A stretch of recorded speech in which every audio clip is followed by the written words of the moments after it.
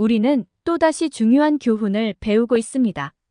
국내 언론인 리시안이 SNS를 통해 전한 메시지는 그 자체로 축구 경기장에서의 존중과 예의에 관한 강력한 메시지입니다.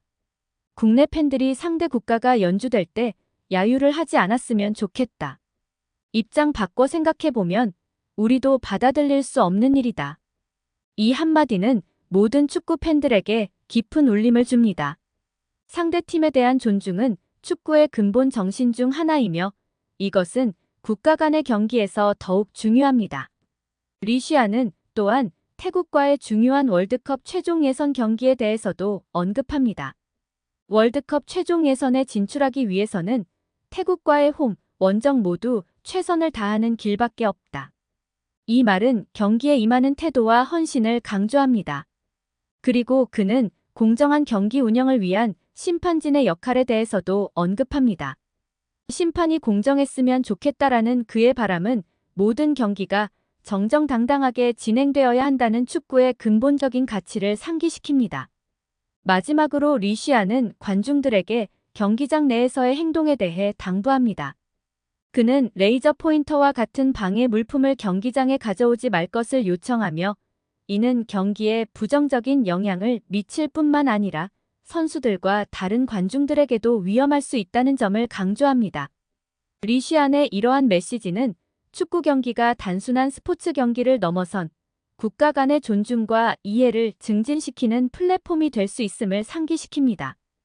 그의 말처럼 우리 모두가 상대방의 입장을 생각하고 경기장에서의 존중과 공정함을 유지한다면 축구는 진정한 아름다운 게임으로 남을 것입니다. 구독, 좋아요는 사랑입니다. 자, 같이 중국 반응 살펴보시죠.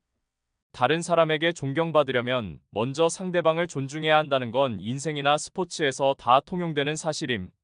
어차피 그런 팬들이 어웨이 경기 응원은 가지 않으니까 별 문제가 아님. 한국 국가가 울릴 때 야유한 건 어떤 변명도 통하지 않아. 그래서 우레이가 손흥민에게 뭐라 한 것이 별 효과가 없었어. 맞아. 경기도 지고 매너까지 패배한 경기. 팬들이 그렇지 뭐. 원래 일방적으로 응원하는 존재니까. 완전 동의하는 의견. 그 사람들은 진정한 팬이 아님. 인터넷에서 욕이나 하는 악플러들임. 악플러나 상대 국가 연주 때 야유한 사람들이나 똑같음. 나도 같은 생각이야. 진정한 팬이라면 이런 행동은 자제해야 함. 입장 바꿔 생각해보라고. 그런 생각 조금만 해봤어도 저런 일은 일어나지 않았을 거야. 정말 저속한 행동. 비판받아도 마땅함. 우리 축구가 많이 뒤처져 있다는 건 단지 선수들만이 아님. 레이저 포인터라니. 저 사람들 그냥 훌리건 아님. 다른 사람 입장을 조금만 생각해도 저런 일 없을 텐데. 근데 현실에서는 일어나기 힘든 일. 한국과 중국의 사이가 매우 나쁘다 보니 여러 문제가 생기는 것 같아. 상대 국가 연주될 때 야유하는 건 나쁜 짓이지만 한국이나 일본 같은 나라들에게는 어쩔 수 없는 일. 그럼 태국이나 베트남과 경기에서도 똑같이 해도 되겠네. 서로 누가 잘하니 잘 못했니 따지면 끝이 없어. 그냥 나부터 상대를 야유하지 않으면 상대에게 나도 존중받을 텐데.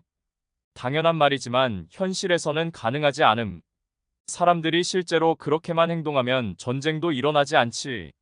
예절 도덕이 무너진 상황. 우리는 관중들이 모욕하는 건데 한국은 선수들이 경기장에서 관중을 모욕해도 되는 거야. 솔직히 손흥민의 행동은 아무 문제가 없음. 손흥민 입장이면 당연히 화가 나겠지. 그게 뭐가 문제야. 상대 국가 연주 때 조용히 하는 건 기본 예절인데. 손흥민이 쉿 제스처한 건 너무 당연함. 우리가 원정 갔을 때 상대가 우리 국가 나올 때 야유하지 않는다는 보장이 있어. 원래 국제 경기는 격렬한 거야. 그럼 너도 원정 가서 홈팬들에게 입 닥치라고 하면 되잖아. 존중 받으려면 먼저 상대를 존중해야지. 우리 행동이 저런데 원정 가서 대우받기를 원하는 거야. 국제 경기가 원래 그러면 상대팀 선수의 조용하라는 제스처도 당연하게 받아들이라고. 우리가 야유받으면 그때 가서 비판하면 되잖아.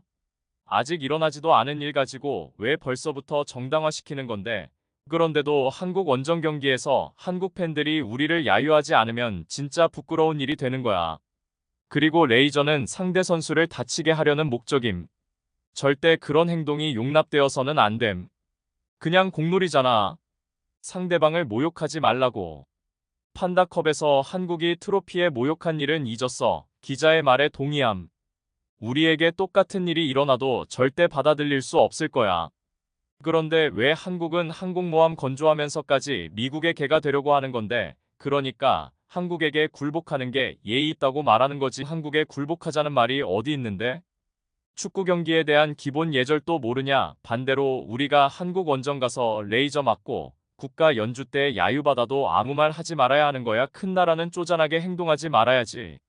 자기 국가를 야유하는 일은 누구도 참기 힘들어. 당시의 분위기에 휩쓸려서 일어났음. 우리 국가 연주인지 알고 관중들이 일어났는데 갑자기 한국 국가가 울려서 그런 일이 생겼어. 보통 원정팀 국가가 먼저 연주되는 게 상식 아님. 실제로 축구 경기 보러 가는 사람이 많지 않으니 모를 수도 있지. 축구를 조금만 알아도 상대 국가 먼저 연주되는 건 상식인데 언론인들은 그냥 입 닥쳤으면 좋겠다. 축구 경기인데도 한국을 야유하고 싶어 했구나. 중국에서는 그냥 100년간은 남자 축구 금지하자. 세계 어디든지 상대방 국가 연주 시에 야유하는 건 예의 없는 일.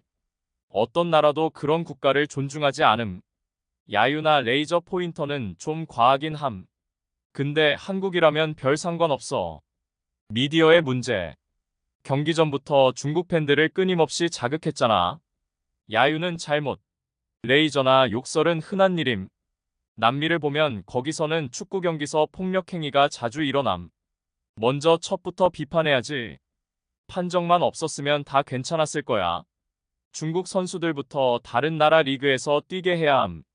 중국에서 뛰면 인성부터가 망가지거든. 저런 행동을 했으니 한국 원정 가면 똑같이 당하겠지. 시청해주셔서 감사합니다.